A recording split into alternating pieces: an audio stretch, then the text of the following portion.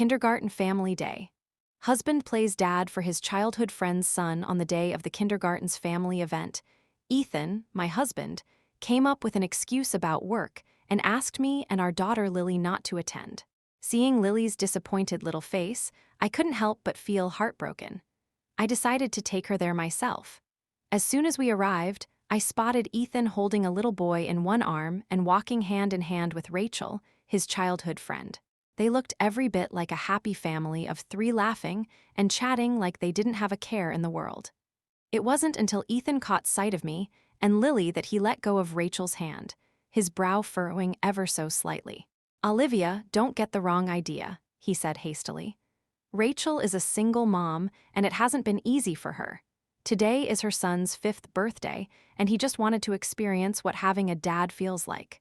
I gave him a meaningful look, crouched down, and held Lily's tiny hand. "Sweetheart, say hello to Uncle." Rachel quickly stepped forward to take her son from Ethan's arms, her face full of apology. "Olivia, please don't be upset. Ethan was just being kind. This little one has grown up without a father, and today's his 5th birthday. Ethan was only helping him fulfill a dream of having a dad, just for the day." I smiled faintly, fixing my gaze on her. If that's the case, now that Lily and I are here, shouldn't Ethan be returned to his real family? After all, we're the actual family of 3. Rachel froze for a moment, but the little boy in her arms wasn't having it. "Dad, you promised to spend today with me and Mom," he protested, glaring at me with an unexpected fierceness for a 5-year-old. I raised an eyebrow. "Dad," he's already calling him that. Before I could say anything else, Ethan stepped forward, positioning himself protectively in front of Rachel and her son. "Olivia, you're a parent too. Can't you have a little empathy?" he said, his tone tinged with irritation. "Rachel has been through a lot, and we've been close since we were kids. I'm just spending one day with them, just one day. Do you really have to make such a big deal of it?" I laughed bitterly. Was Rachel's misfortune somehow my fault? Right then, other parents started arriving with their kids, mingling and greeting each other. One of them came over. "Good morning, Joy's mom and dad. You always show up as a complete family for these events. Not like my husband, who constantly uses work as an excuse and doesn't care about our child's growth at all." Rachel responded with an awkward smile and greeting, while Ethan's eyes flickered with a momentary panic. I couldn't hold back my question any longer. "Ethan, is this what you meant by just one day?" Ethan's face darkened as he grabbed my arm roughly. "Olivia, there are a lot of people around. Don't make a scene," he hissed. Then he glanced down at Lily, lowering his voice even more. "If this gets out of hand, it won't be good for Lily either, don't you think?" Lily seemed startled to hear her name. She looked around in confusion, clearly not understanding what was going on. She clung tightly to my leg, her little hand sweaty as she held mine. I could feel her unease, so I crouched down and gently stroked her ponytail. "With Mommy here, there's nothing to be afraid of," I whispered. I watched as Ethan left with Rachel and her son, Joy. Soon enough, they were surrounded by a group of parents eager to chat. Some were smiling obsequiously as they complimented Ethan on his success, how he'd built a billion-dollar company before even turning 30. Ethan, of course, looked smug and proud, practically wagging his tail in delight. Rachel gazed at him with glowing eyes, clearly basking in the reflected glory. Meanwhile, Joy, nestled in Ethan's arms, turned back to look at me and made a defiant face. I couldn't help but smirk inwardly. Ethan was getting carried away. Sure, I had scaled back my involvement at the company after giving birth to Lily, but 75 of the shares of Feather Group were in my name. I was the one truly in charge, Ethan. He was just someone who'd latched onto me for support. Out of consideration for our marriage, I'd given him a manager title. I pulled out my phone and messaged the HR department. "Zoe, please reassign Ethan from his manager role. Announce it internally next Monday." Then I messaged the legal team. "Mark, draft a divorce agreement between Ethan and me." Ethan, oh Ethan. If you think you can freeload off me and act like this, you'd better think again. Before long, the kindergarten's family day officially began. Each family sat at their assigned tables. Lily looked toward the front row, where Ethan was seated, and asked sadly, "Mommy, why isn't Daddy sitting with us?" I pinched her soft, chubby cheek. She was still so young, too young to be caught up in such messy affairs. "Because Mommy is a superhero, and to be fair, Daddy is helping other kids today." Just then, the teacher announced the first activity, building a block tower. She smiled warmly and added, "There's a prize for first place, a Lego spaceship." Lily's eyes lit up with excitement as she pointed at the spaceship. "Mommy, I want that." "All right, let's do our best." As the sand in the timer neared its end, Lily raised her little hand and shouted excitedly, "Teacher, we're done." The teacher walked over to check and nodded in approval. She was about to announce the result when, suddenly, a little boy darted over from the front row. It was Joy. He knocked over the block tower we had carefully built and arrogantly declared, "Now I'm the winner." Lily stared at the collapsed blocks, her eyes instantly brimming with tears. Furious, she grabbed a large wooden block and hurled it at Joy. Ethan rushed over, and the first thing he said was, "Lily, how could you hit someone?" "Apologize to Joy right now." Lily stood her ground, defiant. "No, he knocked over my tower first. He's the bad one." I stepped in firmly, standing behind my daughter. "Ethan, anyone with eyes can see who started this. It should be Joy apologizing to Lily." Rachel, who had also walked over, tugged at Ethan's arm and tried to mediate. "Ethan, let it go. Don't make a fuss. Adults shouldn't stoop to a child's level." The kindergarten teacher also attempted to smooth things over, but at that moment, Lily suddenly burst into tears, her voice trembling as she cried out, "Daddy, why won't you protect me? Why are you scolding me?" That one word, "Daddy," stunned everyone into silence. Their gazes bounced between me, Ethan, and Rachel. Ethan's face turned a combination of red and white, while Rachel looked like she wanted to say something but stopped herself. Just then, Joy stood with his hands on his hips, glaring at Lily. "Who's your daddy?" "Stop calling people that he's my daddy." Lily hiccuped through her sobs, her teary voice breaking as she wailed, "Daddy, say something." My heart ached terribly. I shot Ethan a sharp glare, my voice growing sterner. "Ethan, aren't you going to explain? Are you really going to watch as my daughter and I are misunderstood?" Ethan's eyes narrowed as he suddenly scooped Joy up in his arms. "Explain what?" "Today, I'm Joy's dad." He even tousled Joy's hair affectionately as he spoke. In an instant, the other parents began whispering and pointing at Lily and me. "Why is that child calling someone else daddy? Doesn't Lily's family usually skip family day at the kindergarten? And this time, only her mom came. Could it be, something shady?" "I heard Ethan is the CEO of a big corporation, super wealthy. Maybe Lily's mom is trying to seduce him, and her daughter accidentally found out." As rumors and gossip swirled around us, Ethan remained silent, focused on comforting Joy. Meanwhile, Rachel stood nearby, smirking as she glanced at me. I held my inconsolable daughter tightly and gently patted her back. As much as I wanted to slap those two despicable people, this wasn't the time. I couldn't let Lily suffer any more harm.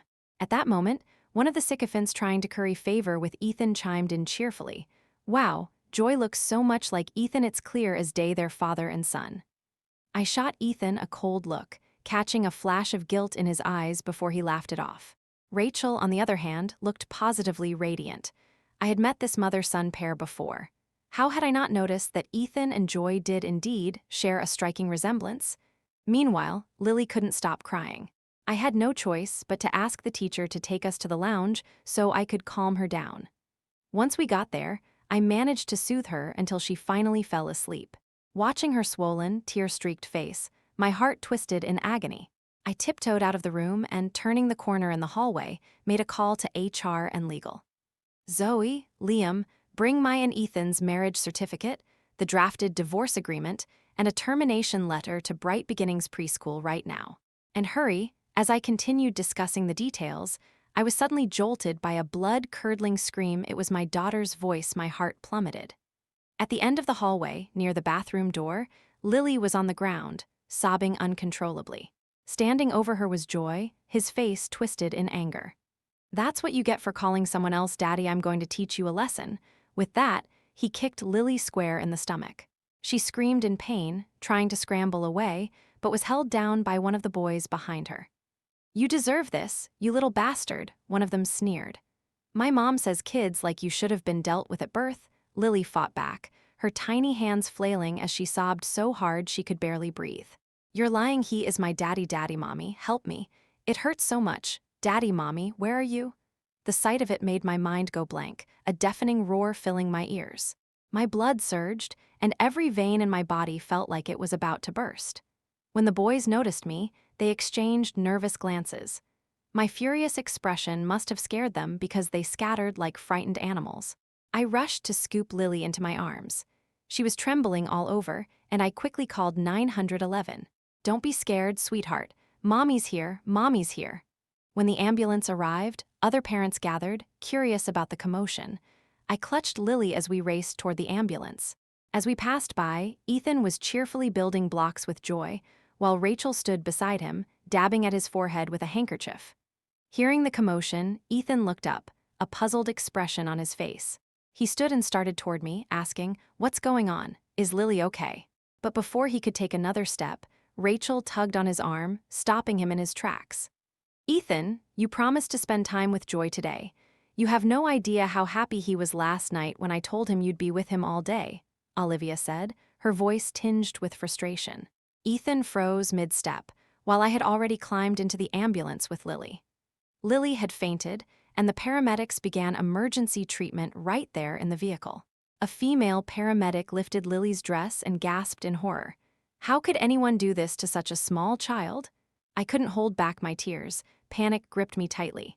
Her delicate, pale skin was marred with bruises, some black and blue. On her side, there was a fist-sized contusion. Her little body shivered uncontrollably, and the paramedic's tone became urgent. "Quick, get the equipment ready." 2 grueling hours later, Lily was finally stabilized. Those 2 hours felt like an eternity, each second weighed down by guilt and fury that churned within me, growing uncontrollably. My mom, her voice thick with worry, scolded me through her tears. "How could you let this happen to her? Just look at what she's been through." On the hospital bed, Lily weakly opened her eyes, looking at me with confusion. "Mommy, why does everyone say I'm a child Daddy doesn't want anymore? But I have a daddy, don't I? Why doesn't Daddy protect me?" I pressed a gentle kiss to her forehead and reassured her softly, "Mommy will always, always protect you. You are Mommy's most precious treasure. As for Daddy, we don't need him anymore." By the time I got back to the preschool, Family Day was wrapping up with its final activity, a collaborative family painting session. Ethan was there, patiently adding color to the drawing. Joy nestled quietly in his arms, while Rachel stood nearby, smiling contentedly, snapping photos of the two of them. The scene radiated warmth and happiness, a picture-perfect family moment. But why? Why was my daughter lying in a hospital bed while these people got to enjoy their blissful lives? Without hesitation, I stormed over and slapped Rachel across the face with full force. The impact sent her staggering backward, crashing into the edge of a table with a loud thud. The sudden sound silenced everyone, and all eyes turned to us. Ethan erupted in anger. "Olivia, what the hell are you doing?" He rushed to Rachel's side, pulling her into his arms protectively, his eyes filled with concern. "Ray, are you hurt? Does it hurt?" Tears welled up in Rachel's eyes as she shook her head, putting on an air of innocence. "Olivia, you must have misunderstood something. I'm so sorry if I've upset you." I let out a cold laugh. "Do you really think a verbal apology is enough?" With that, I raised my hand to slap her again. Ethan moved to block me, but I shifted my aim and landed the slap squarely on his face instead. The red imprint of my hand stood out vividly on his cheek. Ethan froze for a moment before exploding. "Olivia, are you out of your damn mind? Have you lost it?" Preschool staff hurried over to break up the commotion, asking me what had happened. I pointed to Joy, my voice trembling with rage. That little brat, while I wasn't looking, gathered a group of boys to gang up on and beat my daughter.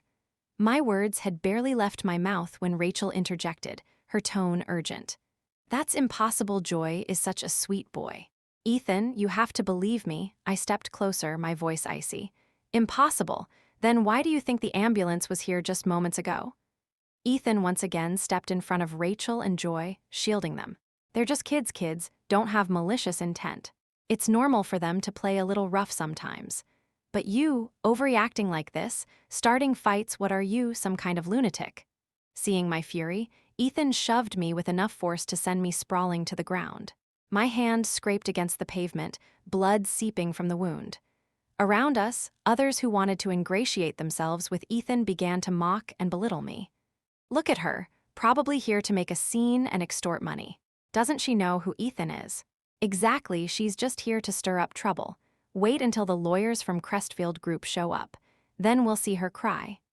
Do you think she's one of those women who tried to seduce Ethan and failed, so now she's here to cause drama? Look at her, she's nothing compared to Rachel.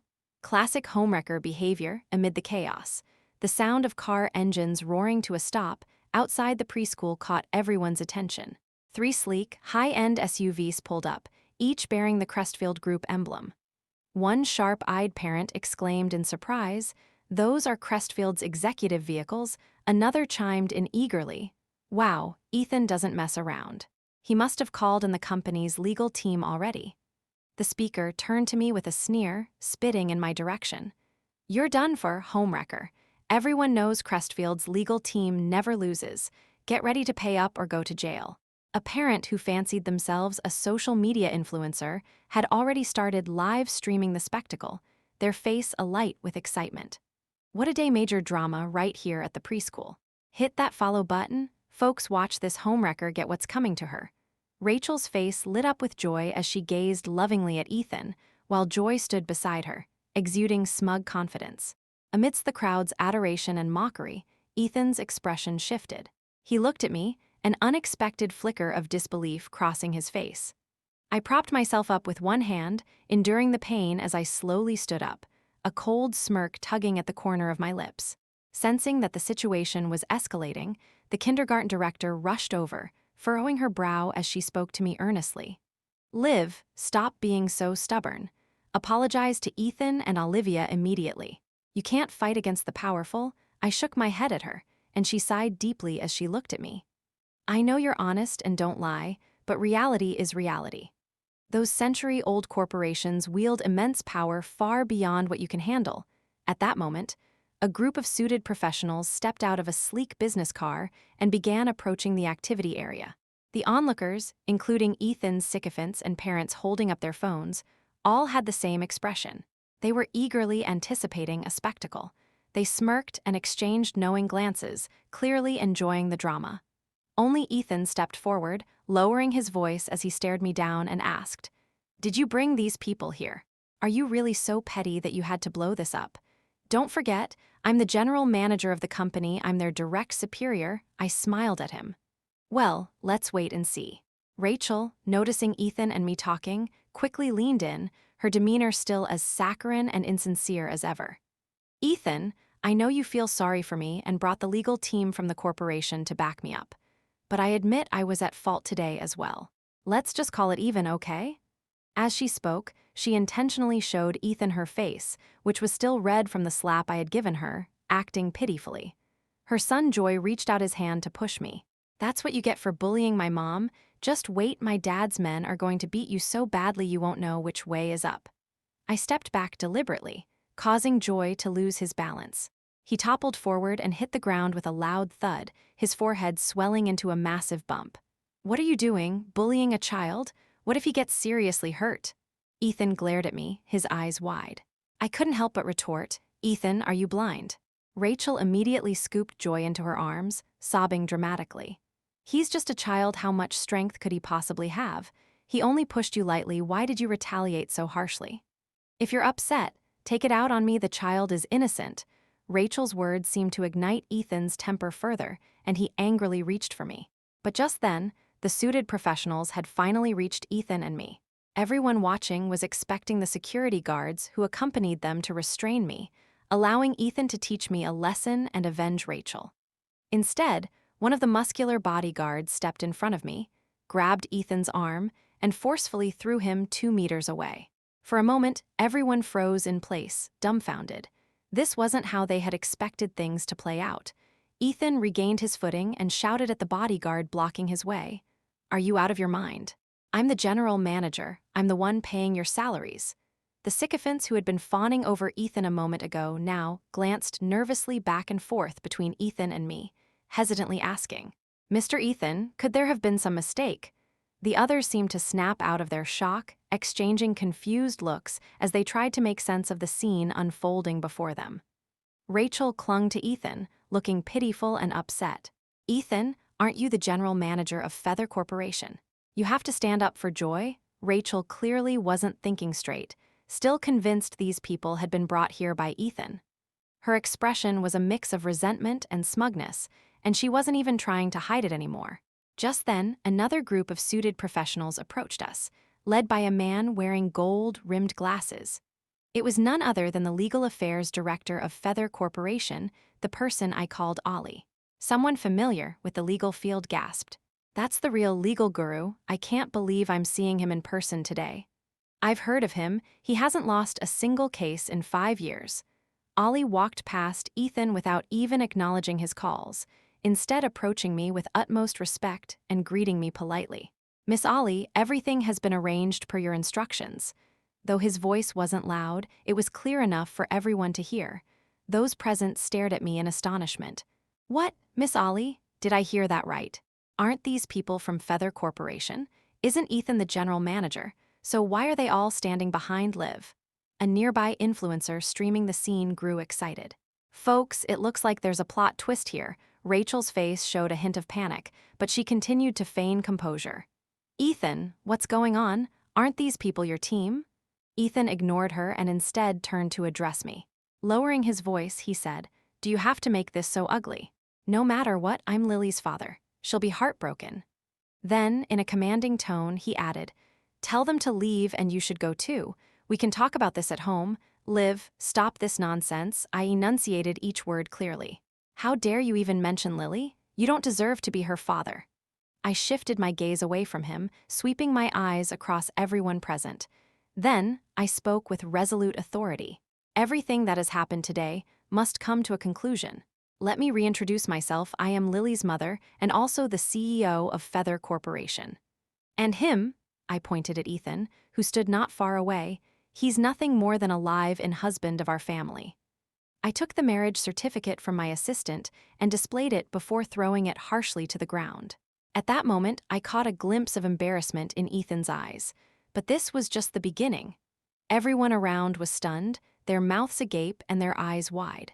A parent-turned-influencer quickly seized the opportunity, aiming her camera at the marriage certificate lying on the floor. "Dear followers, here's the twist you've all been waiting for. Take a good look, this is the real mistress." As she spoke, she swung her camera toward Rachel's face. Rachel's shocked expression hadn't even recovered before she hurriedly shielded her face with her hands. "Stop filming me," the parents gathered around began murmuring among themselves. So, did we misunderstand everything? Who wouldn't? This is just absurd. What kind of decent man leaves his wife and daughter behind to openly care for a mistress and her son in public? I've never seen someone so shameless. Shamelessness paired with shamelessness, what a match made in heaven. Even Ethan's sycophantic supporters, known for their opportunism, joined in and started berating both Ethan and Rachel. Ethan, now visibly angry and humiliated, shouted, "Olivia, are you trying to ruin me? How do you expect Lily to face the world after this?" Rachel, having finally grasped the situation, attempted to feign innocence, her eyes welling up with tears. "It's all my fault. I begged Ethan to help me. Joy has never had a father, and I just asked Ethan to pretend for a day. Who would have thought? Who could have guessed? It's all our fault, just a poor mother and her child." After speaking, she suddenly dropped to her knees in front of me, slapping herself hard across the face. Both Ethan and Joy rushed to stop her, while Ethan glared at me with bloodshot eyes. "Do you really have to push Rachel to the brink like this? Some people in this world always use weakness to gain sympathy." Rachel's dramatic display did win over a few empathetic onlookers. "Ah, she's just a poor mother wanting her son to have a proper 5th birthday celebration. This is nothing but using power to crush a helpless mother and child." I stepped forward and gave Rachel a mocking stare. "Is it really just innocent help?" Rachel froze, and I didn't give her any time to react before my assistant handed out a set of investigation results. The crowd exploded. Years ago, when Rachel gave birth, Ethan had accompanied her throughout the process, with evidence from maternity hospital footage and documents to support it. Rachel had indeed given birth out of wedlock, but the child had always had a father. It was Ethan. It all started making sense. No wonder Ethan had been buying gifts for both Lily and Joy every year. At first, I hadn't thought much of it, but looking back now, the clues were everywhere. One year, a severe flu swept through the city. Lily fell ill, her body weak and feverish. I managed to get a rare medicine for Lily, but the very next day, it went missing.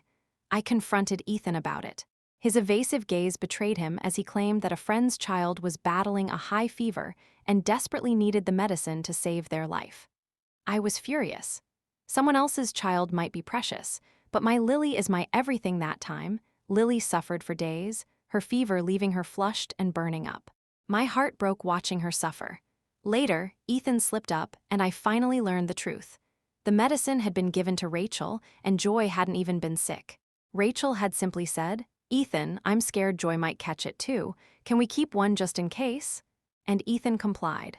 From that moment, I began to suspect and started an investigation. Today, I finally had solid evidence. "Ethan, Rachel, what else is there for you two shameless people to say?" I threw the evidence in their faces, the sharp edges of the paper slicing Ethan's cheek, drawing blood. The crowd erupted in anger. This was the peak of shamelessness, having a child with someone else while clinging to a wealthy woman, using her assets to support one's ex, and their illegitimate child. Ethan wiped his face and suddenly let out a cold laugh. He stared at me with a sinister glare. "So, you've known all along." "So what? We're married now. Even if we divorce, I'll still be entitled to half your assets. Besides, during your pregnancy and maternity leave, I've gained full control over the company's business department. I can start my own firm anytime." I smiled back at him.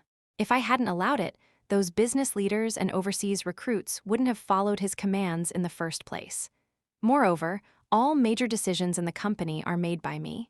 He was nothing but a pawn I placed in the spotlight. But clearly, this pawn thought differently. I handed him the divorce papers through my assistant. "What? Leaving with nothing? Olivia, you must be dreaming. That's absolutely impossible. If you want a divorce, I demand half of Feather Corporation's assets." Ethan tore the divorce papers to shreds, glaring at me with defiance. I called Ethan from HR again and instructed him to deliver the termination letter to Ethan. He tore it up once more. Watching the torn paper fluttering in the air, I couldn't help but smile. It didn't matter. After all, today was merely a notification day. Like everyone says, my legal team has never lost a case. Letting the law handle things makes everything simpler. But thanks to the viral live stream of the incident, Ethan and Rachel's reputations were utterly destroyed. Social death, plain and simple. As Ethan and Rachel were leaving with Joy, I signaled the security guards to stop them. Ethan turned back to look at me, his face full of malice.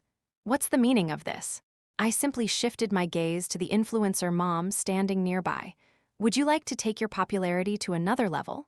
Her eyes lit up instantly. I nodded toward Olivia. "Let's start the playback." The projector at the front of the room displayed footage of my daughter, Lily. Then came the scene of Joy leading other kids to surround her. "You think you can go around claiming random men as your dad? Watch how I beat you to death today." Joy kicked Lily hard in the stomach.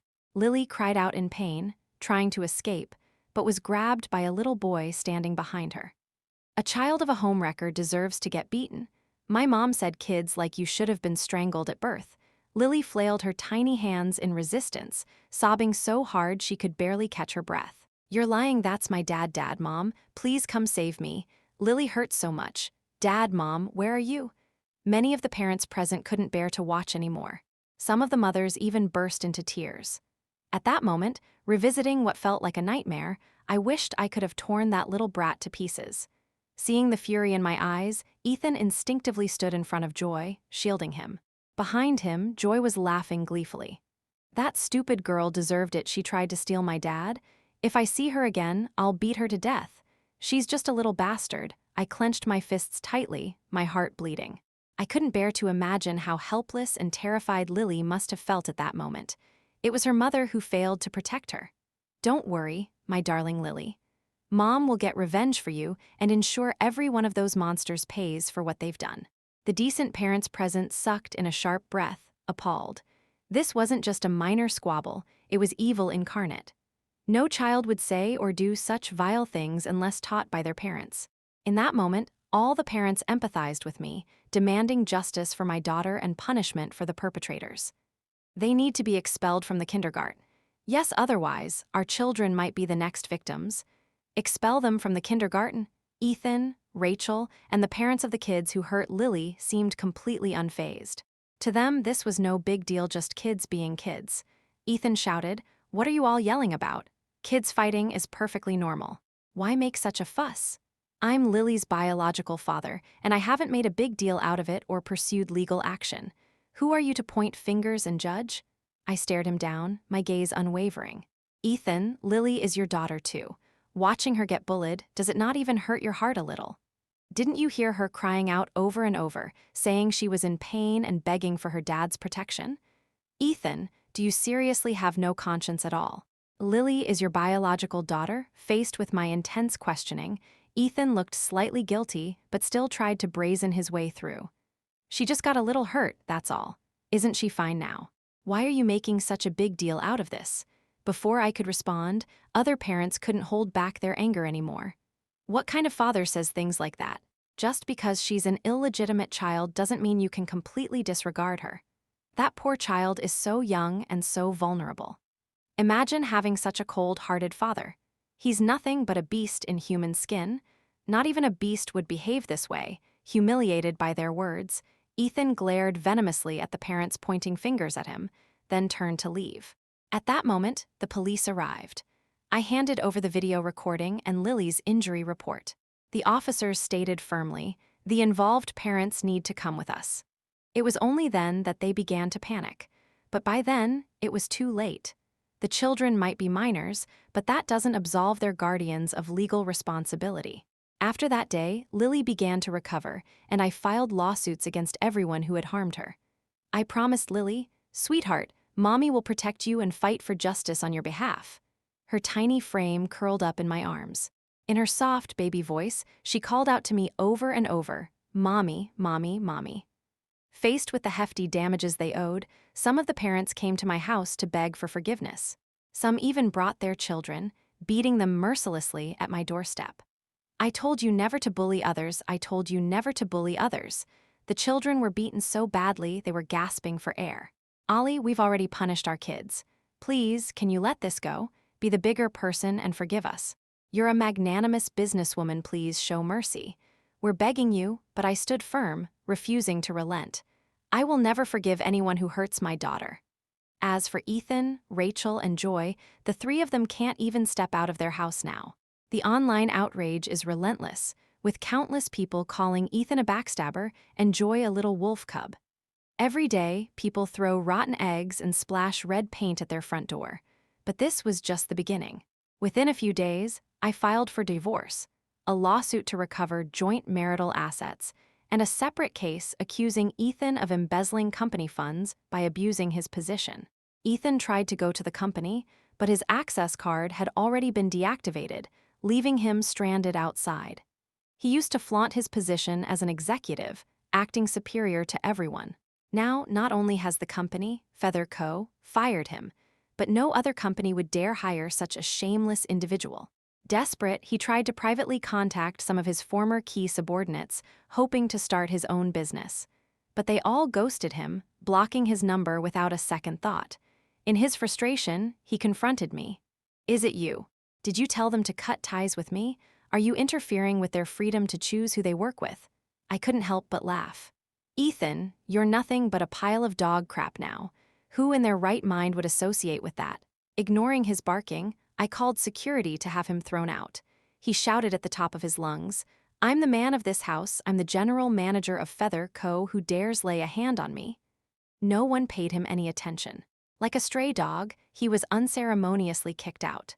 The divorce trial soon began, reigniting the online frenzy. Given the egregious nature of his infidelity and the severe social repercussions, the court ruled in my favor, leaving him with nothing but the clothes on his back. Unwilling to accept his fate, Ethan shouted in court, only for the judge to order the bailiff to restrain him. Netizens cheered. Justice served. Karma's a real thing. Serves him right. Next came the embezzlement trial.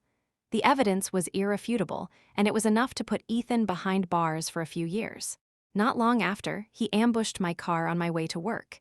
He was a shadow of his former self, disheveled, unshaven, his hair almost entirely gray. The once arrogant man who basked in the spotlight was now utterly defeated. He hunched over, lowering his head for the first time. Olivia, I was wrong. I've already cut ties with Rachel. I swear I won't see her again. I'm still Lily's father. For her sake, can't you forgive me? Olivia, let's get back together. Give Lily a complete family. Let me return to Feather Co. I don't need to be general manager, even a director role will do. Sitting in my luxury car, I rolled the window down halfway and looked at Ethan coldly. Ethan, you really think too highly of yourself. Where were you when Lily needed you to protect her at preschool? How dare you even mention Lily's name? I instructed the driver to pull away, leaving him far behind. Just as Lily, and I have left him far behind in our lives. The next news I heard about Ethan was that he had been sentenced to prison. As for recovering the assets he had secretly transferred to Rachel, my legal team had no trouble with that. They informed me that even the house Rachel currently lived in had been purchased by Ethan behind my back. Now, Rachel has no choice but to rent a shabby apartment in the outskirts of the city. Like Ethan, her reputation is in tatters, and no company will hire her. She once tried setting up a small food stall, but people quickly recognized her and destroyed it. After that, she could only make a living by scavenging for garbage. The children who bullied Lily at preschool were expelled at the insistence of other parents. Even when they transferred to other preschools, they were ostracized by teachers and classmates alike. It's understandable what parent would want their child to play with kids who have violent tendencies. As for Joy, when he joined a new preschool, other kids mocked him for being the child of a mistress. He lost his temper and tried to pick a fight with a group of 6-year-olds. The outcome was unsurprising. He was no match for them and ended up being beaten badly, bleeding on the spot. A hospital checkup revealed a concussion and a fractured leg. No preschool would accept him after that. Rachel, furious and heartbroken, pleaded with anyone who would listen, but to no avail. She had no choice but to take him along as she scavenged for garbage. I saw them again, mother and son, on a food street. They were filthy, their hair matted, digging through trash cans one by one. Meanwhile, I was sitting in my luxury car, on my way to order Lily her favorite princess cake. The end. End of the first story. Subscribe to my channel if you like my stories. Don't miss the second exciting story. Story 2. Sweetie accidentally opened the jar of Lucky Stars from Ethan's bookshelf. I picked up the stars to refold them, but on the back of one, I found a line of elegant handwriting. That midsummer night kiss at 18 witnessed only by moonlight and fireflies, never to see the light of day again. July 23, 2011. 2011 was the second year Ethan and I were together. Hands trembling, I crouched on the floor and opened another lucky star. The best gift at 19 was someone skipping class to keep me company. October 9, 2012. On October 9, 2012, Ethan had told me something urgent had come up at home, delaying his return to campus by 5 days. The most secret joy at 27 was someone leaving her in the delivery room to come to me. October 15, 2020. That was Sweetie's birthday. I had undergone both natural and cesarean delivery, enduring double the pain to bring our son into the world. Postpartum hemorrhaging landed me directly in intensive care. Turns out, the husband unable to leave work was with the owner of these Lucky Stars instead. I stared at the jar of Lucky Stars on Ethan's bookshelf, tears blurring my vision. This jar of Lucky Stars was the gift Ethan had given Sweetie and me when we were discharged from the hospital. He had told me he heard that folding 100 Lucky Stars could grant a wish, and he wished for good health for Sweetie and me. Back then, I cherished the jar immensely, afraid of accidentally damaging it, so I placed it on Ethan's bookshelf.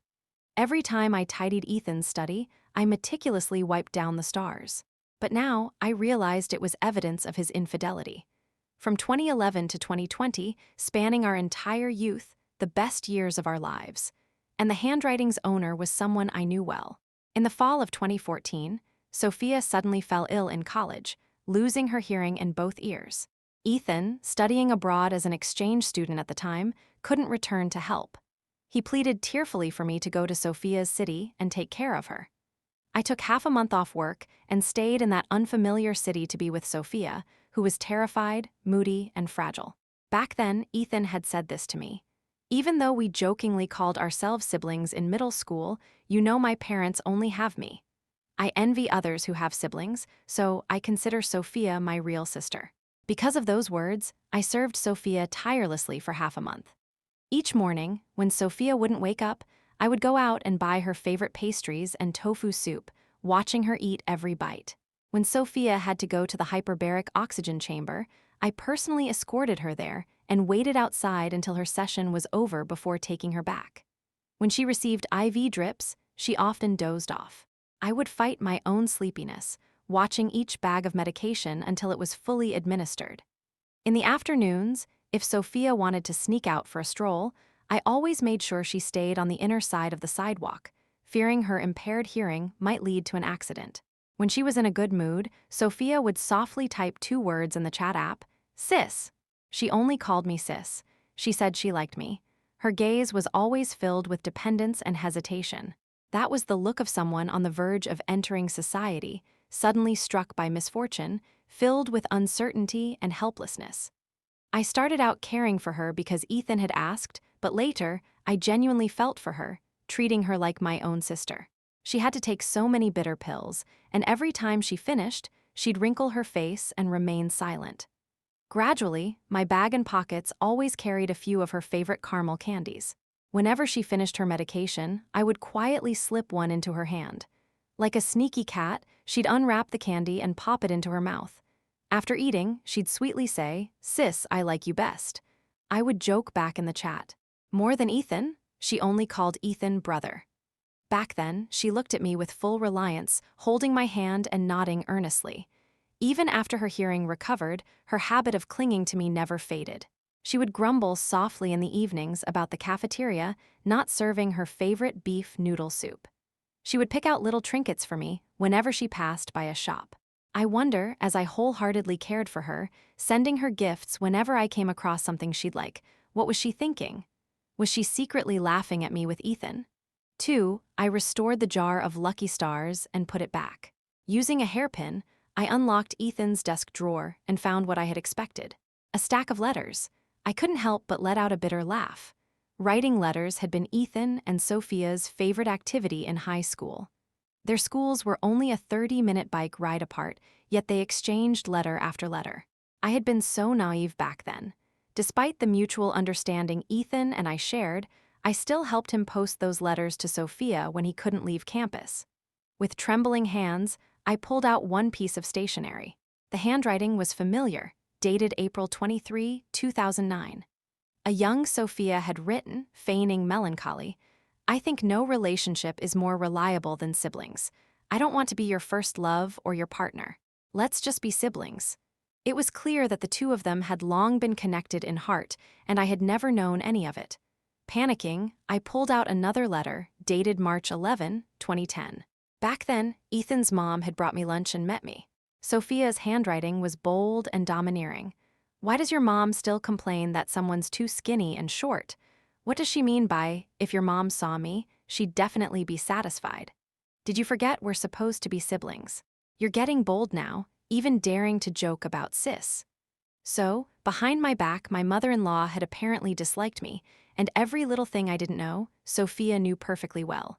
And Ethan, naturally, compared me to Sophia, concluding I fell short in every way.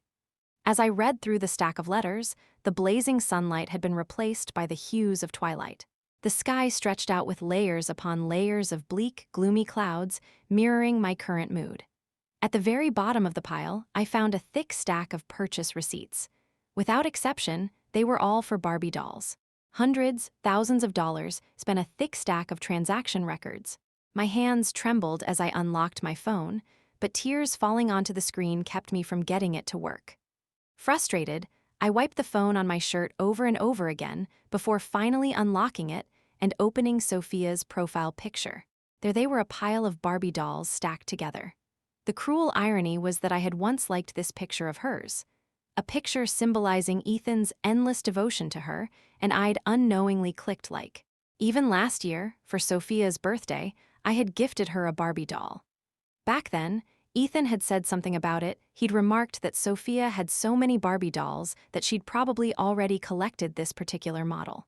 So it turns out, all of those dolls were collected by Ethan for her. I studied the purchase records closely. March 2011, July 2011, November 2011, just within the year of 2011, Ethan had spent $5,000 on Barbie dolls for Sophia. Meanwhile, I had been working for 6 months, handing out flyers to save enough money for a trip to Aspen with Ethan. The purchase records stretched from 2011 all the way to the present. The most recent one was from this May. At that time, I had wanted to enroll our son in an English class, but the $3,000 fee made me hesitate repeatedly. And yet, at the same time, Ethan had bought 2 more Barbie doll sets for Sophia. He was a platinum member at a local toy store, but since our son was born, Ethan hadn't ever brought him a single toy, not even one. All of his unwavering affection had been poured into his so-called sis. Once Pandora's box was opened, countless hidden truths came rushing out. Even back in 2014, when I was taking care of Sophia and had the closest relationship with her, Ethan had returned from Europe only to visit Sophia's city first and spend 5 days with her there. I looked at the photo album Ethan had tucked at the bottom of his drawer. In the background was a theme park, and Ethan and Sophia were smiling sweetly together. The date noted on the back, it was my birthday. Sophia had called me that day, playfully insisting she wanted the first bite of my birthday cake. I'd ordered her a cake through delivery and sent it to her dorm. I'd even wondered why she hadn't thanked me in her usual playful tone. Turns out, Sophia was at the theme park that day and never received my cake. And Ethan, even worse. He had sent me a deeply apologetic message, saying he couldn't return home to celebrate my birthday and promising to make it up to me later. Turns out they were both in the same city, holding hands and cheek to cheek, enjoying the theme park together.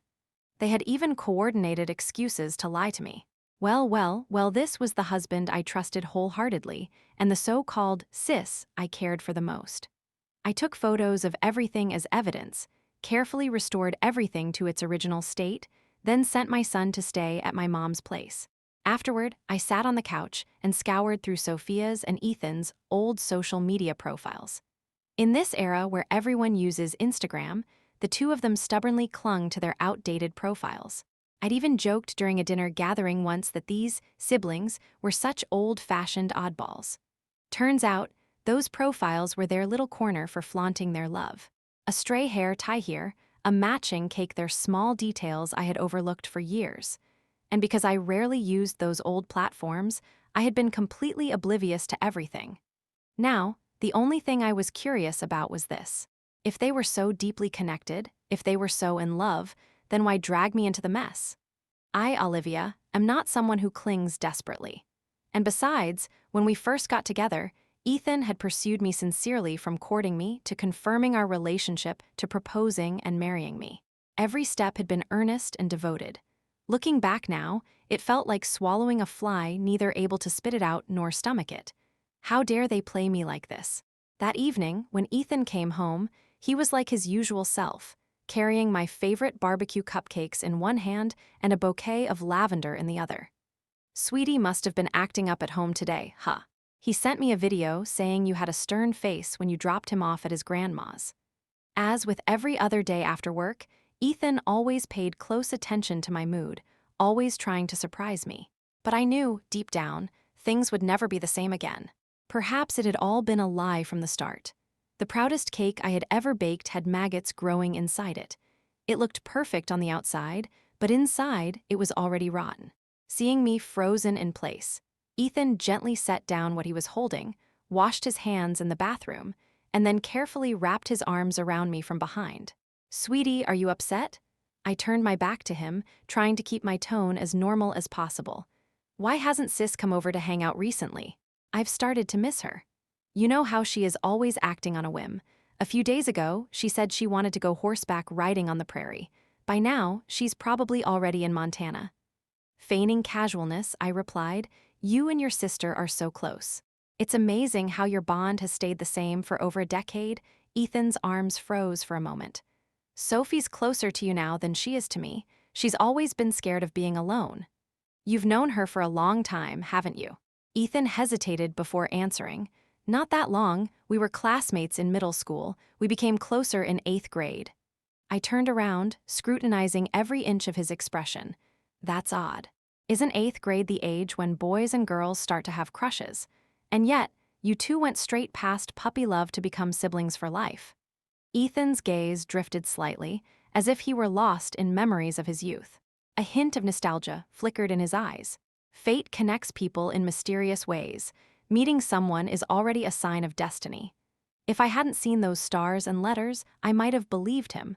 I stared directly into his eyes. I took our son to the toy store today. They were running a promotion: buy one, get one free if you sign up for membership.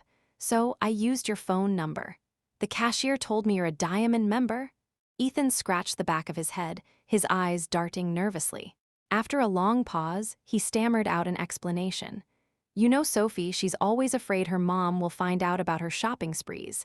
Every time there's a big purchase, she puts it under our account. I feigned sudden realization. That explains it. The cashier said there were a ton of Barbie dolls purchased on the account. For a moment, I thought you had a secret daughter somewhere. Beads of sweat appeared on Ethan's forehead. What are you even thinking? It's not even summer yet, but it feels so hot in here. I'm going to take a quick shower. We'll talk later. Ethan thought he had covered his tracks perfectly. But after more than a decade together, I knew every micro-expression, every nervous tick of his. Scratching his head meant he was lying. Rushing to escape meant he felt guilty. This wasn't a thing of the past, it was still happening. A sibling bond that had lasted longer than our dating and marriage combined. I glanced at his phone casually tossed onto the desk. Unlocking it, I went straight to Sophia's chat. Just as I suspected, notifications were silenced and the chat history was wiped clean. I sent a direct message. I miss you. Almost instantly, Sophia replied, How much? You promised me that while I was traveling, you wouldn't touch her. If I find out you lied to me, just wait and see. Damn it, I should have claimed you as mine back then. Then I wouldn't have to feel like some mistress, hiding and sneaking around. I was the one who came first. Testing the waters, I sent another message. Olivia knows about us. The typing indicator blinked on and off for a long time before she finally responded with 3 exclamation points. What did she say? She must hate me now. What are you planning to do? Do you think she'll call me? What should I do? I stared at her familiar way of speaking, and I could almost picture her panicked expression. But this time, I felt no affection, no fondness. They betrayed my trust. They treated me like a pawn in their game. They both deserved to pay. You always say people only realize what they've lost after it's gone. Sophie, let's fix the mistakes we made and make things right. After sending the message, I coldly watched her typing indicator appear and disappear repeatedly. Finally, she replied. What did Olivia say? Did she yell at me? Asking about my feelings first. Should I be touched by her concern for me, or should I mourn this twisted relationship? I didn't delete the messages. I let Sophia continue to send long-winded explanations, even rambling essays. I didn't read them, nor did I respond. Ethan came out of the bathroom in his robe. Thinking of Sophia's earlier messages, I leaned in close to his ear and whispered suggestively, I got something new. Want to try it tonight? Ethan quickly tightened the belt of his robe. Sweetie, I'm a bit tired these past couple of days. Can we try another time? I watched him feign a headache, rubbing his temples as he picked up the other robe and retreated back to the bathroom. I was certain that by the time I finished my shower, Ethan would have seen the messages. We had been together since we were 18. Now, in our 30s, over a decade had passed. I couldn't bring myself to imagine the scene of us tearing into each other, laying everything bare. So be it. By the time I finished my shower, the 3 of us could finally confront the truth. But just as I lathered shampoo into my hair, Ethan began pounding on the bathroom door. Sweetie, listen to me, sweetie. This isn't what it looks like. I silently scrubbed the foam out of my hair, rinsing it bit by bit until it was clean. Ethan seemed to be standing outside the door, saying a lot of things. But it felt like I had caught Sophia's deafness back in 2014. Otherwise, how could I not hear a single word? I couldn't hear the knocking. I couldn't hear what Ethan was saying outside. After forcing myself to hold back my emotions all day, the tears finally came rushing down, hidden beneath the stream of the shower. What does Ethan take me for? What does Sophia take me for? When the pandemic broke out in 2022, she was in the next city, burning up with a fever and without medicine. Ethan was traveling abroad for work, and I left Sweetie with my mom, ignoring his desperate cries, and drove through the night to deliver medicine to her. Across the closed door, The image of her red-rimmed eyes on the video call still lingers in my mind. Did she cry because of my friendship, or was it guilt for how she treated me? And Ethan, the damn Ethan. When he learned I was driving through the night to the next city, he called me incessantly. Was he worried about me? Or worried about whether Sophia's fever medicine would get there on time? Who could say for sure? As though I had cried all the tears I had in this lifetime, I finally finished my shower, put on my robe, and stepped out of the bathroom. Ethan was crouched by the door, his bloodshot eyes looking up at me, filled with unease. For some reason, the scene overlapped with the memory of him crouching on the track at school during sophomore year, nervously asking me if we could go to the same university in the future. I couldn't tell which version of Ethan was more genuine or were neither. Maybe none of it was pure. None of it was sincere. I picked up the hairdryer, and Ethan, as he did every night, took it from me carefully and started drying my hair. In a daze, a few hot tears fell onto my face. Ethan clumsily wiped them away with the back of his hand, but he couldn't stop them. He had to turn off the hairdryer and crouch on the floor, crying. I got up, turned the hairdryer back on, dried my hair myself, and went to the bathroom to splash some water on my face, scrubbing away the spots where Ethan's tears had fallen. I felt disgusted. Ethan followed closely behind me, step by step. Sweetie, I can explain. Explain? Ethan, do you think it's fun to play me like a fool? His voice came out heavy with nasal congestion and sobs. I'm sorry. We never meant to hurt you. We. After more than 10 years together, it turned out Ethan and Sophia were always on the same side. I asked the question that had been circling in my mind. You two have been infatuated with each other since middle school. Why couldn't you just be together properly? Why sneak around? Does cheating give you pleasure? Or is this some twisted game of betrayal? Am I just the unlucky pawn you chose to play with? Ethan suddenly stood up and wrapped his arms around me. No, sweetie, it's not like that, it's not. I broke free from his embrace. Then what is it? Tell me, Ethan. Explain it to me. These 10 years, why have they been so absurd? In our second year together, you kissed her. I want to know, Ethan, what were you trying to achieve? When I was in agonizing pain, giving birth to our son and nearly dying, you left us in the delivery room because of something she said. Ethan, don't you think you're disgusting? Ethan's face shifted from fear to anger. Liv, I admit I didn't handle things with Sophie properly, but that's no excuse for you to slander her. He still had the audacity to turn the tables at this point. I looked into Ethan's seemingly sincere eyes, grabbed his arm, and dragged him into the study. I picked up the jar of Lucky Stars and smashed it onto the floor. He tried to shield it, but he was too late. All he could do was watch as the stars spilled everywhere. You're angry, but why take it out on these things? Take it out. I randomly picked up one of the fallen stars, unfolded it, and read its contents aloud to him. At the peak of Mount Rainier, my brother watches the sunrise while I watch him the secret little joy that belongs only to me. August 23, 2015. Ethan looked at the words in disbelief. Sophie said she folded these stars to pray for you and our son. Turns out they were her little keepsakes all along. I had no idea. I never opened them to look. His eyes were filled with tenderness and regret for neglecting Sophia's careful thoughts. My ears buzzed uncontrollably, and I couldn't stop myself from trying to shatter the absurdity of it all. I screamed at him. In 2015, when I was an intern being harassed by my scumbag boss, I called you crying, and you told me you were on a business trip. Turns out you were with her at Mount Rainier, watching the sunrise. My sharp voice made Ethan's expression falter. After a long pause, he sighed. I really did go to Seattle for work. Sophia happened to be traveling there, so I accompanied her to Mount Rainier. I was just being polite. I didn't realize she. I couldn't control the fury inside me. I stomped on the mocking lucky stars scattered across the floor, crushing them until they were shriveled and destroyed.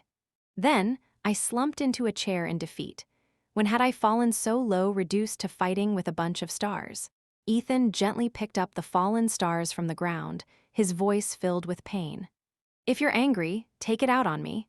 These stars are something Sophie has been collecting for years. How could you trample on such heartfelt efforts? I grabbed the keyboard from his desk and smashed it against his head with all my strength. Is it me who trampled on her sincerity, or is it the two of you who trampled on mine? I didn't stop, not until Ethan's head began to bleed. Exhausted, I let the keyboard fall to the floor. Ethan, these past 10 years, no matter what you and Sophie have been scheming, I gave you both everything. I held back nothing and did nothing wrong to either of you. If you have even an ounce of conscience left, leave this house with nothing. Let's end this with some dignity." Ethan clutched his bleeding head and closed his eyes for a moment. "You've given 10 years. Do you think we haven't given anything, too? Out of consideration for you, do you have any idea how much Sophie has endured? You have a legal status. You have Sweetie. But Sophie, she has nothing." With that, he gave me one last deep look before slamming the door as he left. I stared at his retreating figure, frozen in place for what seemed like forever. Since discovering the truth, I'd been in shock, denial, anger, and shame. I couldn't control my emotions. But in this moment, as I watched him leave so decisively, my emotions finally grounded themselves. I started doubting every moment I'd ever spent with Ethan and Sophie. When they faced me, were they being themselves? Or was it all a performance they had rehearsed together? Was I nothing more than a pawn in their twisted game? I wasn't just disappointed in them, I was also filled with despair about myself. Was I inherently unworthy of anyone's true sincerity? I opened the safe, took out all the valuables, and packed up everything belonging to me and Sweetie. Then I called a moving company. Before leaving, I removed the ring I'd worn for over a decade. It was a ring Ethan had crafted from a 10-cent coin when he was just 18. When he gave me the gift, his ears had turned red as he mumbled, "This ring might not be worth much, but it carries all of my love." I'd worn it for more than 10 years even after we got married. I never took it off. But thinking about that so-called all of his love now, perhaps Ethan's definition of all only ever amounted to a mere fraction. I was done with incomplete love. Sophie sent me a flood of messages. I didn't open them, I just blocked her. Unwilling to give up, she showed up at my workplace. In the cafe downstairs, she sat across from me. Her left hand tightly gripped her right wrist, and her leg under the table wouldn't stop shaking a nervous habit of hers. Noticing my scrutinizing gaze, she picked up her coffee, but her trembling hand spilled it onto her pristine white dress. Without even glancing at the stain, she said, "Liv, I never intended to steal Ethan away from you." I nodded, letting her spin her tale. She covered her face with her hands, tears seeping through her fingers. "Do you know the saying, once you've seen the ocean, no other waters will do?" I thought my feelings for Ethan were just teenage infatuation. But after all these years, no one else has ever been able to touch my heart. The more she spoke, the more nauseating and repulsive I found her. I picked up my coffee and poured the entire cup over her. "After years of performing for me, haven't you had enough?" Sophie wiped the coffee from her face, looking utterly disheveled. "Liv, after all these years of friendship, do we really have to end up like this?" Friendship? She called what we had friendship, as if any of her actions had ever been sincere. Save your filthy friendship for your so-called Prince Charming. Her eyes turned red, and she looked at me as if she'd been gravely wronged. I grabbed her coffee and dumped it on her as well. "Stop with the pitiful act. I'm not buying it." 2 cups of coffee later, her manipulative, sweet girl facade was at least partially washed away. "Liv," she finally snapped, "let me be honest. If I hadn't left Ethan back then, you wouldn't even be in the picture now. You were just the big sister who gave me white chocolate when I was taking bitter medicine. Do you think I would have stood by and watched Ethan marry you and have a child if it weren't for that?" Covered in coffee, her eyes red and swollen from crying, she still looked at me with that same aggrieved expression. "So what you're saying is, I should be grateful for your generosity all these years. Generous enough to steal my husband even when I was bleeding out giving birth to our child?" Sophie let out a bitter laugh. I've sacrificed so much. I've endured so much. It was only in moments, when I couldn't suppress my longing, that I reached out to him. And you couldn't even tolerate that. You couldn't spare a thought for me. Do you have any idea what it's like to watch the man you love be with someone else? I didn't know. What I did know was that Sophie was unhinged delusional, even. So what? I owe my marriage to your patience. And now I'm supposed to feel sorry for you. Are you out of your mind? Sophia noticed my cold demeanor as she picked up her bag. "Since my patience means nothing to you, I'll make sure Ethan knows who he'll truly choose between us in the future. From now on, it's every woman for herself." With a dramatic flair, Sophia stormed off, leaving me sitting there frozen, unable to move for a long time. What kind of twisted logic is this? So, she barges into my marriage, yet doesn't push Ethan to divorce me because she claims to have feelings for me? Honestly, I wish we had never met. After that dramatic challenge, Sophia began flaunting her romance with Ethan boldly online. She posted all the evidence I had collected of Ethan's infidelity, spinning it instead as proof of their undying love over the years. She even pinned a short video to her profile, 2 images transitioning. The first was an old, faded letter that read, "I'll buy Sophia all the Barbie dolls in the world one day, so she'll never envy anyone else." The second was a photo of countless Barbie dolls stacked together. The caption read, "A promise made in youth that still holds true today." That video garnered over 1 million likes, with countless comments praising their storybook romance. Some adorable girls even tagged their boyfriends. "Sweetie, you're going to treat me like this too, right?" Soon, influencers and marketers jumped on the bandwagon, declaring that love was real once more. Sophia subtly updated her status. "I'm confident that no matter what, Ethan will always choose me first." I took screenshots of everything and consulted a lawyer to understand which of these could help me in securing custody of my son or dividing assets during the divorce. As Sophia's online fame continued to soar, I contacted Ethan and asked him to meet me at the courthouse to finalize our divorce. "You'll leave with nothing, no house, no car, no savings, and the custody of our son goes to me." Ethan looked shocked. "Olivia, how did you become so materialistic?" "This is exactly the difference between you and Sophia. All she cares about are Barbie dolls, even now. But you're always talking about our son's education, our parents' retirement plans, or even my career development." I clenched my fists, staring at the man I had been entangled with for over a decade, unable to fathom how he could be this pathetic. But at this point, nothing mattered more than him leaving empty-handed. With my son and financial security in hand, I would have all the tools I needed to deal with Ethan and Sophia.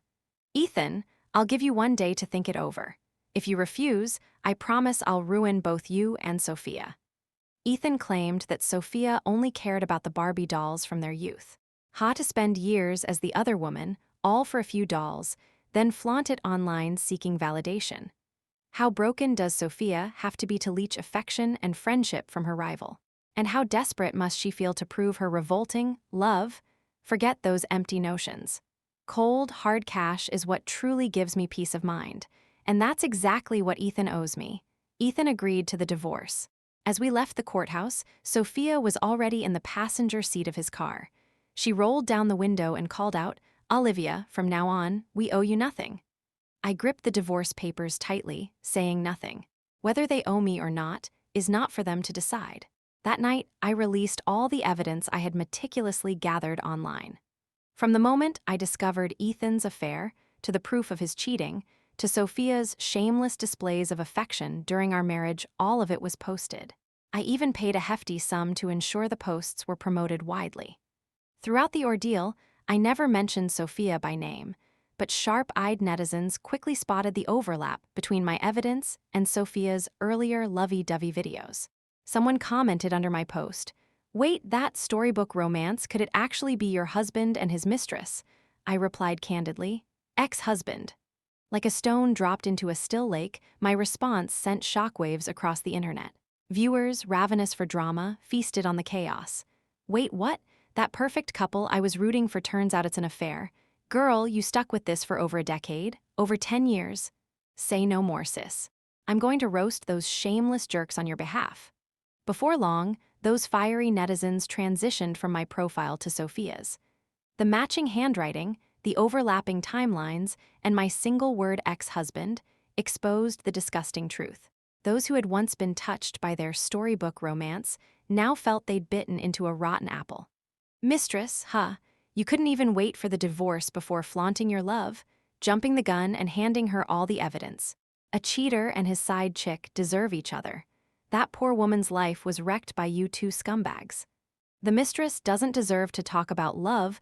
Even opportunistic influencers jumped in, questioning, "Is this really a fairytale romance, or just years of deceit?" Over a decade as the other woman, terrifying when you think about it. Ethan furiously demanded that I delete the information I posted online, insisting that if our mutual friends or his boss came across my video, it would spell trouble for him. He pleaded with me to spare him some dignity for the sake of our son. I scoffed, pairing Ethan's Barbie doll purchase history with my own struggles to save money during tough times. Without hesitation, I posted a new 5-minute-long video exposing everything. I laid out evidence of Ethan's elite membership at a toy store and how, despite being a member, he hadn't bought a single toy for our son since he was born. I couldn't bring myself to let go and move on. Not after pouring my heart into this relationship for over a decade. Not after enduring betrayal, lies, and the trampling of my love for more than 10 years. My wounds wouldn't heal unless he hurt more than I did. Unless he paid the price, I couldn't let go of the resentment brewing inside me. Seeing my unwavering stance, Sophia launched a live stream of her own. On camera, Sophia covered her face, tears streaming through her fingers. After a long silence, she began to speak between sobs. I first met Ethan in middle school, and we promised to be together after our college entrance exams. Then, Olivia aggressively pursued Ethan during high school. Her parents were divorced, and she was mildly depressed. To help her focus on her studies, Ethan had to brush her off with vague promises like, "If we end up at the same college, maybe we could be together." But I didn't make it into college, and Ethan ended up at the same university as Olivia. When I had to repeat a year, I got angry about Ethan and Olivia being at the same school, so I started dating other guys. I had no idea that doing so would give Olivia an opportunity to step in and take Ethan away from me. The livestream viewers weren't buying her sob story. Let's cut to the chase. Did Ethan date Olivia first? Are you the one who came between them? Sure is convenient how you're framing this. Ethan's trash, and if you could date someone else out of spite, you'll probably cheat on him when you're mad too. At the end of the day, Olivia was with the guy first. You're just the third wheel who barged in on their relationship. People claiming to know the backstory fired back in the comments. Lady, are you living in a fantasy world? Ethan and Olivia's college romance was intense. When Olivia had appendicitis in the middle of the night, Ethan carried her on his back to hail a cab.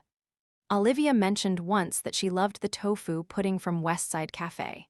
Ethan spent 2 hours every morning commuting just to bring her breakfast. And you're calling your relationship true love? Really? Ugly and dramatic Sophia snapped at these comments, breaking down further. That's not true. Ethan has loved me all along. If I hadn't stepped aside for Olivia, I would have been the one to marry Ethan. Yeah, okay. You think Ethan's some hot commodity? Stepping aside my foot. You sound like you stepped right out of a soap opera script. You're delusional. Poor Olivia, having to deal with both of you drama queens. The livestream devolved into chaos. Instead of garnering sympathy, viewers overwhelmingly criticized Sophia and Ethan. Finally, humiliated, Sophia shut down the stream. Ethan's public scandal was gaining traction online, so I forwarded the details of his affair to his boss. For years, Ethan had been coasting in his job, treating his formal employment as an early retirement plan. While I was risking my life to give birth to our son, he was sneaking around with Sophia.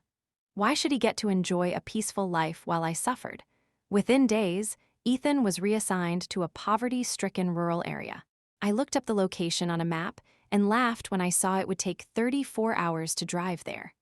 I couldn't help but wonder if Sophia, with her undying love, would follow Ethan to the middle of nowhere. But frankly, it didn't matter to me anymore. I channeled all my energy into my career and raising Sweetie. I eventually earned a promotion to become the company's second in command. I sold the house and car Ethan and I had bought together, using the proceeds to purchase a spacious condo for Sweetie and me. I no longer had to worry about Ethan's parents' health checkups or care about his sensitive stomach and whether he needed soup every day.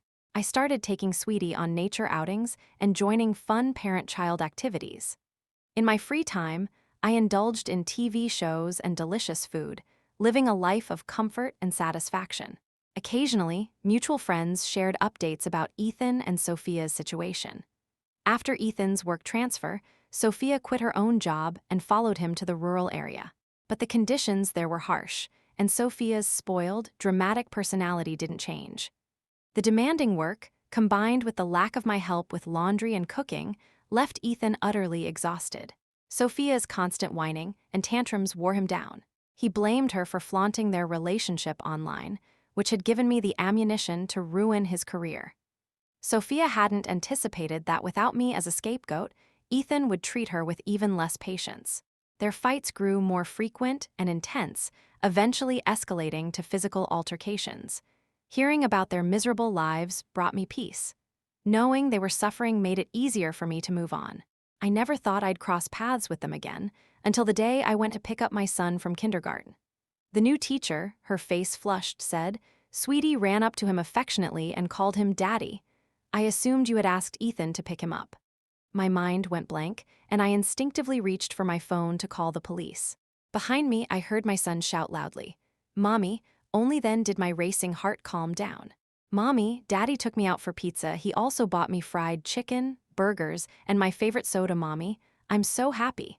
My son leapt into my arms, eager to share his excitement. I held him close and seriously reminded the kindergarten teachers, "If anyone other than me comes to pick up Sweetie, please call me first to confirm." Ethan, holding Sweetie's tiny hand, whispered to him, "Oh, so Mommy's other person is Daddy, huh?" I ignored Ethan's deliberately playful expression, made sure the teachers understood my instructions, and then took my son out of the kindergarten. Ethan followed me closely, step by step. I walked briskly to the parking lot, strapped my son into his car seat, and handed him over to my mom, who had been waiting in the car to help me pick him up. Only then did I turn around to confront Ethan. "What exactly are you trying to do? The custody of our son is legally mine. You have no right to take him without my permission." Ethan grabbed my arm. "Liv, I was wrong. Let's make things right as a family. I'll never hurt you again. Please, for the sake of our son, give me another chance." I shook off his hand forcefully. "What kind of dream are you living in? We're divorced. Who's having a happy little family with you? With someone like you, who's a serial cheater, I'd rather keep my son far away to make sure he doesn't grow up learning your ways. The best solution is for us to stay completely out of each other's lives." Ethan's eyes reddened. "Liv, think about our 10+ years together. How can you be so heartless?" When we first made promises to each other, I didn't let him finish. I cut him off immediately. "Stop, don't bring up those disgusting memories. Every word makes me want to throw up." As we argued, Sophia stormed over, her eyes red with anger. "Ethan, Olivia, how dare you both act so shamelessly?" "Olivia, I'm Ethan's girlfriend now. What right do you have to be with him?" I couldn't help but laugh. "Oh, well, your boyfriend's acting like a stray dog, constantly trying to win over me and my son. If you can't control your own dog, who's to blame?" Sophia glared at Ethan. "I went through so much trouble to get you back, and this is how you repay me." Ethan shoved Sophia hard. "If it weren't for you, I wouldn't have lost my wife and son in the first place. You call yourself self-sacrificing. But all these years, you've been doing whatever you wanted, haven't you?" Sophia wasn't going to back down. She grabbed her handbag and started hitting Ethan with it. I couldn't help but clap in amusement. The two of them began grappling with each other, and I took out my phone to record the scene. After a quick edit, I uploaded the video online. The internet hadn't forgotten about them. When people saw my post featuring their brawl, comments flooded in. "This is like a trashy soap opera brought to life. Watching the scumbag and his mistress fight is so satisfying. What lingering feelings. It's just selfishness. Even if they got together, these two wouldn't make it work. Lock them both away forever." Ethan and Sophia were oblivious to the online frenzy, but I was thoroughly entertained watching their chaos unfold. It seemed to fuel their animosity even further. Ethan snatched Sophia's handbag and furiously tossed it into the river nearby. Sophia's eyes burned red with rage. "I wasted so many years on you, ruining my career and reputation in the process. You think you can just turn over a new leaf." Dream on, she picked up a brick from the ground and swung it at Ethan's head. The force of her blow was substantial. Ethan immediately collapsed to the ground, clutching his head, and shouted at Sophia. "You're insane, Sophia. You're absolutely insane if you're so starved for love. Go find your mother. Stop clinging to me like a parasite." Something in his words must have set Sophia off. Frozen in place with the brick in her hand, she suddenly snapped and began striking Ethan repeatedly. Her movements eerily reminded me of the time I'd smashed a keyboard over Ethan's head in a fit of rage. The difference, of course, was that a brick is far deadlier than a keyboard. Watching Sophia descend into madness, I immediately called the police. Ethan was rushed to the hospital but didn't survive. Sophia was arrested on the spot. As a witness, I cooperated with the investigation. Ultimately, Sophia was convicted of intentional homicide and sentenced to death. Before she was taken away by the police, Sophia looked at me in defeat and asked, "Are you satisfied now?" Satisfied. Oh, I couldn't be more satisfied. People who betray genuine love deserve to die.